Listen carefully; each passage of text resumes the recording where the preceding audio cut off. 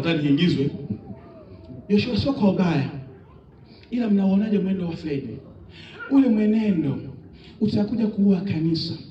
Mimi naona Fred atolewe kwenye uongozi, atengwe, anakaa kule nyuma kwenye kamcholo. Sasa huyu anayeongea ndio mwenye mcholo, alafu anataka washiriki.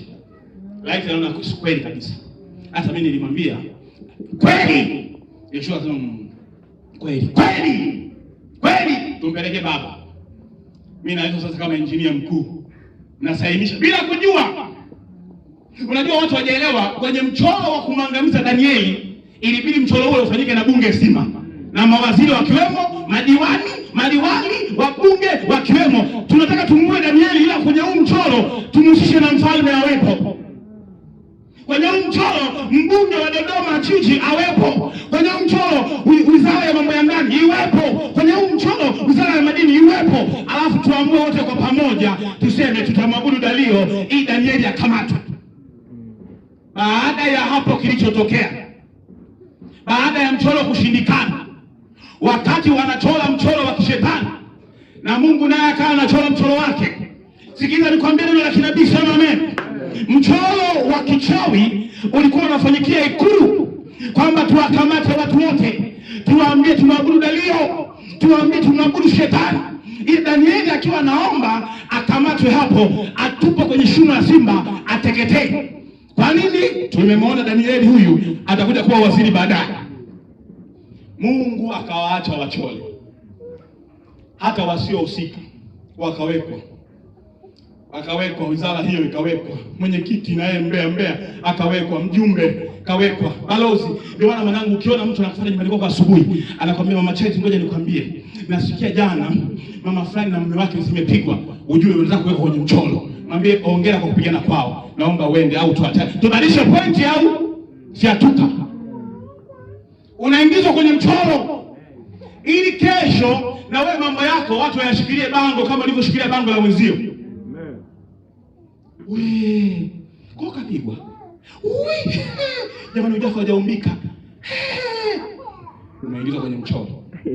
Kesho mama huyu akimlilia Mungu, wako watu waliofurahia aibu yangu. Teta nao wanaoteta na mimi. Na wewe unaingizwa kwenye watu ambao wanatakiwa kupigwa na Mungu. Unashangaa tu ada zinafeli. Unashangaa tu mtaji unafeli. Unajiuliza nimezambika wapi, mbona niko safi tu? Kumbe unapigwa kutokana na ule mchoro ambao umewekwa pale. Nataka uamke kutoka kwenye huo usingizi na ukatae. Hebu sema nakataa. Amen. Mchoro wa Mungu haukuanzia kwenye bunge. Mchoro wa Mungu jua Danieli ulianzia kwenye shimo. Yaani Mungu asema jamani, wanamuua Danieli. Sasa sisi mchoro wetu tuanzie kwenye shimo. Tutaanzia hapa. Malaika mmoja utashuka mpaka kwenye shimo. Utakamata makano. Unapozungumzia makano unazungumzia mdomo. Anazungumzia kile kinywa cha ndani kile ambacho ukiwa unakula nyama nyingi sana, umekula. Baada ya ile nyama fulani ya mwisho ukitaka kushika hivi, unasikia makano ya ndani kana kwamba umekinai. Yaani kama yafunguki tena, kama umekinai. Sio kama domo alifunguki, kuna kitu kijisirira kutafuna, kile kinaitwa makano. Unaelewa vizuri? Samani wewe ambaye hujai kula nyama ambayo ukakinai, samani sana.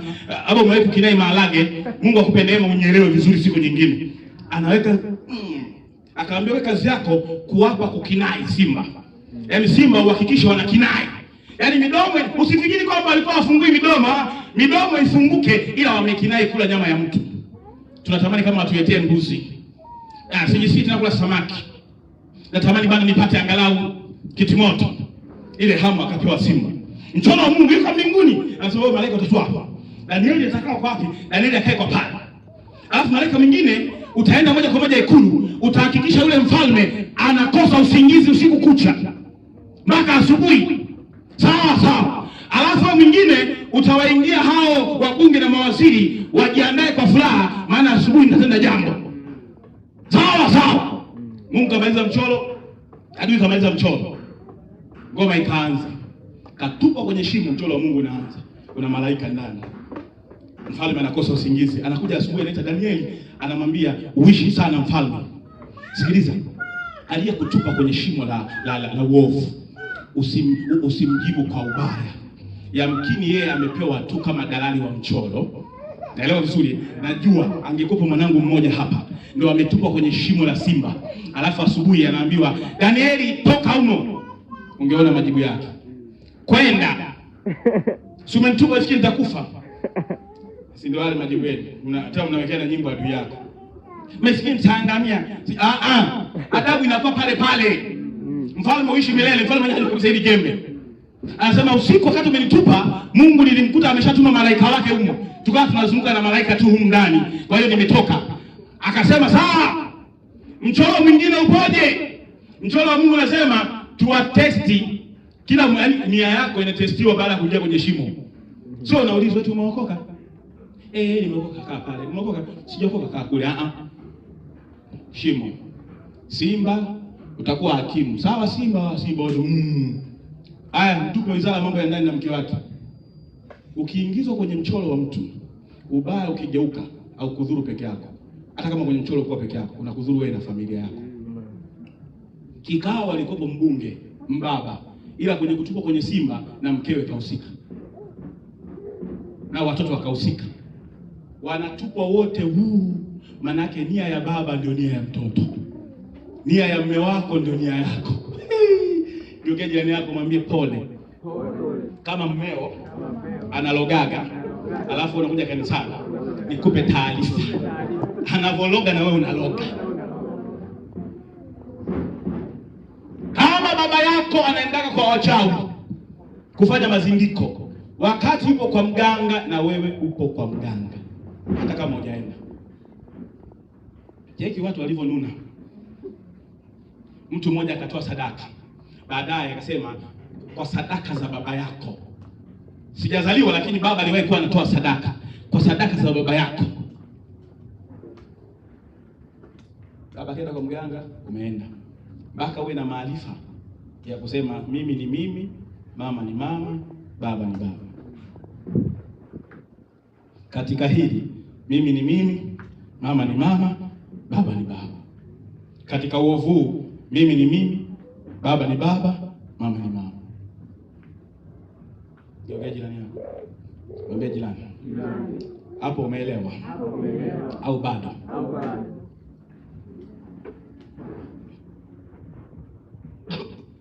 Vitu vya kuzingatia. Hata nimehubiri sijasoma hata andiko.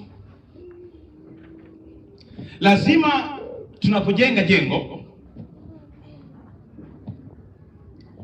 ama mchoro wowote ili ukamilike, ama mchoro wowote nitoe elimu ya kidunia. Ili mchoro wote ukamilike, lazima kwanza patikane mleta mawazo, plan, mipango. Sasa huyu kwenye ulimwengu leo ndio tunamwita yule mchawi asiyekupenda. Mchawi ambaye ataleta mawazo. Wazo lake linasema mimi nataka kujenga ghorofa kwa ajili ya kuweka hoteli. Natamani ghorofa langu liwe lina vyumba 15. Ghorofa ziwe 3 ama 4 kwenda juu. Anatoa mawazo yake, msema mawazo yake. Hujasema, sema mawazo yake. Akimaliza kutoa mawazo yake, namba 2 anamtafuta mtu anaitwa mchoraji. Sema mchoraji. Hujasema, sema mchoraji. Mchoraji kazi yake ni kuchora yale mawazo ya huyo mtu. Naeleweka vizuri Naeleweka vizuri. Anakuwa yuko na peni, anamsikiliza, na karatasi anamsikiliza. Baba ulikuwa unasemaje? Nataka ghorofa 4. Vile na vyumba 15. Anaandika.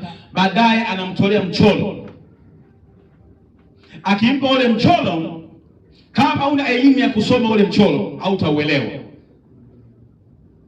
Atakwambia hapa ndio mlango, hapa ngazi, hapa. Unapokea ule mchoro. Ukipokea ule mchoro, unarudi tena. Yule mchoraji anakabidhi mchoro, lakini unatakiwa umpate mchoro mwingine.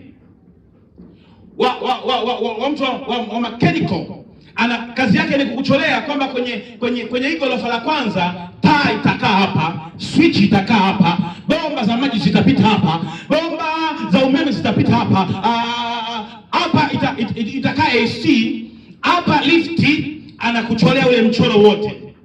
Naeleweka vizuri? Lakini mchoro wake unakuwa ndani ya mchoro. ambao ndio mchoro wa jengo zima. Wangapi angalau wananielewa? Kwa hiyo mchoro huo unaona sasa ili ghorofa litimie lazima pawe na mchoro huo. Ukiletewa mchoro na mtu huyo wa tatu, kumbuka mwenye mawazo ndio mwenye jengo. Ataletewa mchoro mwingine wa pili. Mchoro wa kwanza ulikuwa wa jengo zima. Mchoro wa pili, mchoro ambao unaonyesha pipe za maji, main switch, taa ziwe ngapi, kwenye ngazi tutaweka bomba za namna gani, madirisha yatakuwa namna gani, tutaweka vioo vya namna gani. Atakuletea mchoro. Kwa hiyo utakuwa na mchoro uliokamilika ndani na nje, ambao utajua kwenye nyumba yangu nitakuwa na taa 20, nitakuwa na bomba la nje na bomba la ndani, nitakuwa na mabafu ya kuoga lakini maji yanatoka juu. Mchoro. Hebu sema mchoro. Baada ya hapo utapeleka kwa mtu mwingine. Mchoro huo unaubeba unapewa kwa mtu anaitwa QS ambaye kazi yake ni surveyor wa kuleta gharama ya vile vitu wa ule mchoro. Si kama naeleweka vizuri? Aliyewahi kujenga angalau hata kwa udogo, lazima hata kama surveyor au kumpa surveyor ulikuwa wewe mwenyewe, ulienda barabara ya 8 ukaanza kuuliza hii taa shilingi ngapi, bomba shilingi ngapi, hii shilingi ngapi, ulikuwa mwenyewe.